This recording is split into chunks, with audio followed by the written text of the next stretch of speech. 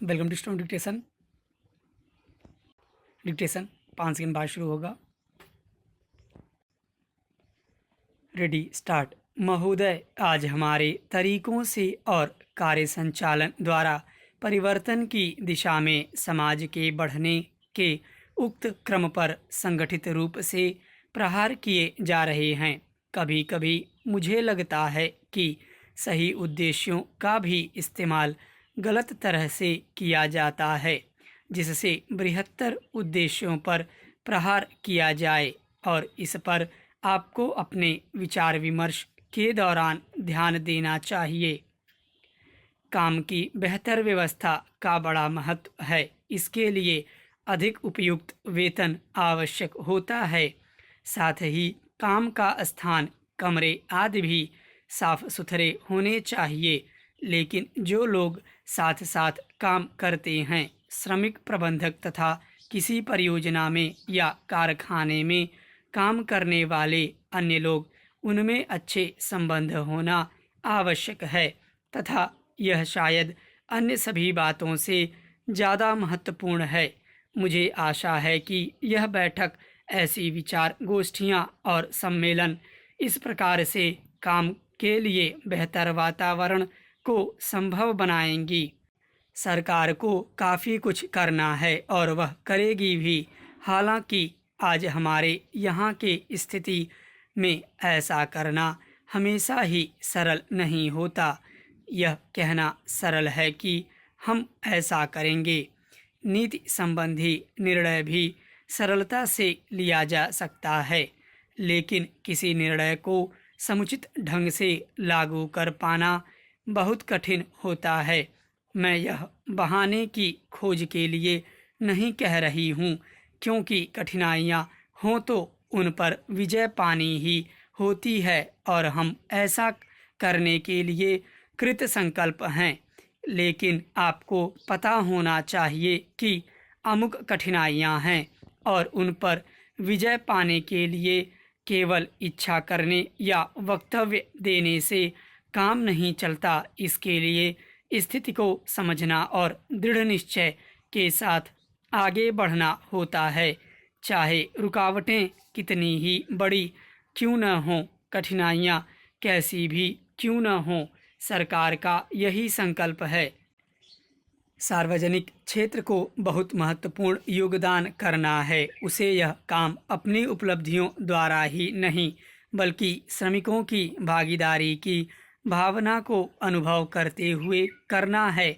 मैं जानती हूँ कि आज यह भावना सभी श्रमिकों में नहीं है। मुझे यह भी पता है कि इसके लिए हमेशा उन्हें ही दोषी नहीं ठहराया जा सकता। हमने प्रयास ही नहीं किया है कि उन्हें ऐसा अनुभव होता रहे। मैं जानती हूँ कि प्रायः जो मजदूर किसी बांध के निर्माण में लगे हैं, उन्हें पता ही नहीं होता कि बांध होता क्या है।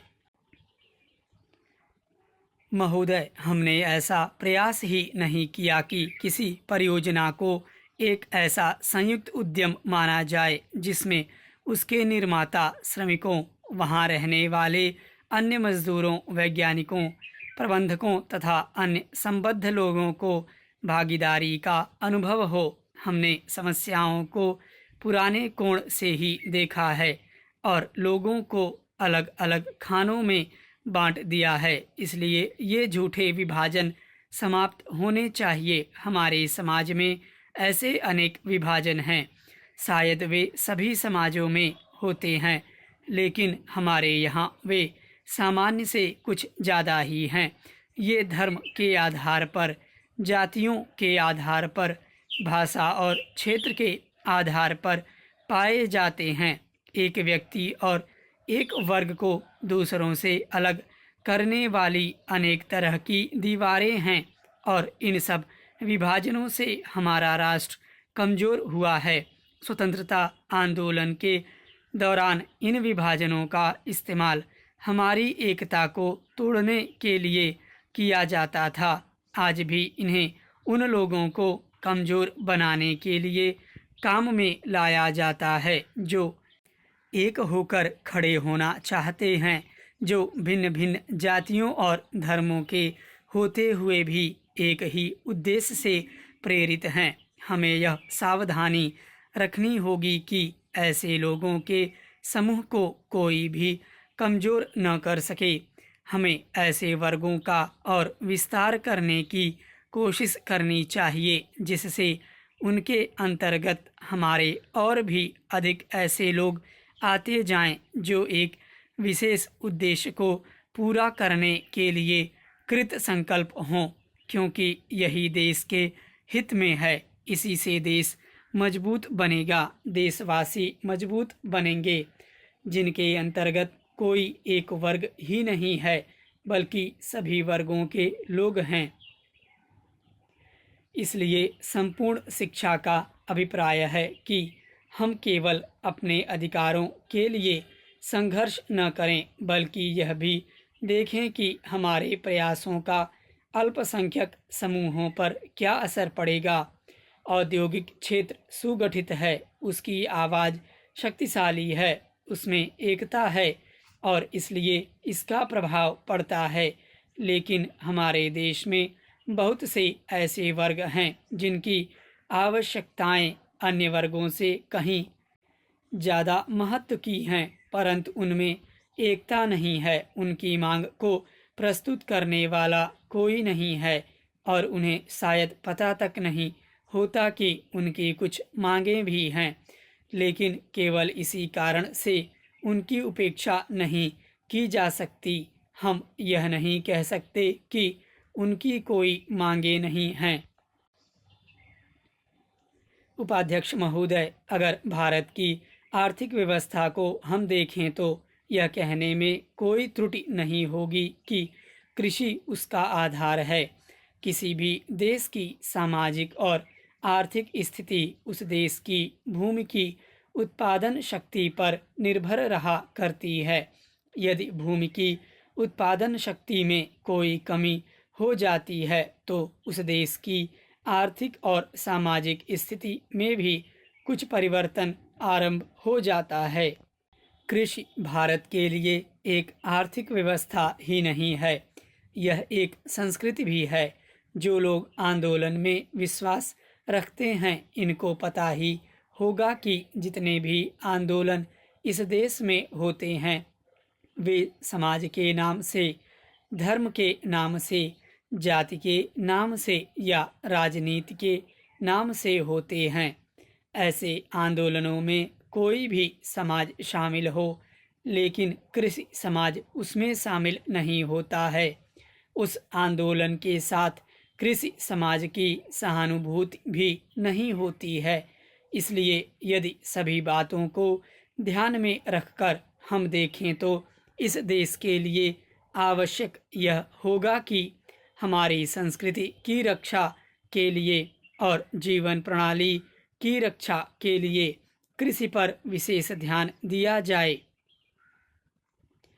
कृषि के क्षेत्र में इस वर्ष काफ़ी प्रगति हुई है।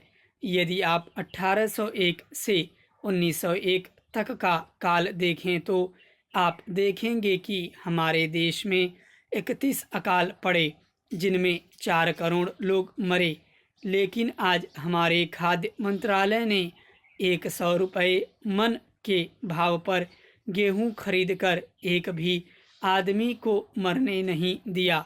इसके लिए हमारा खाद्य मंत्रालय बधाई का पात्र है।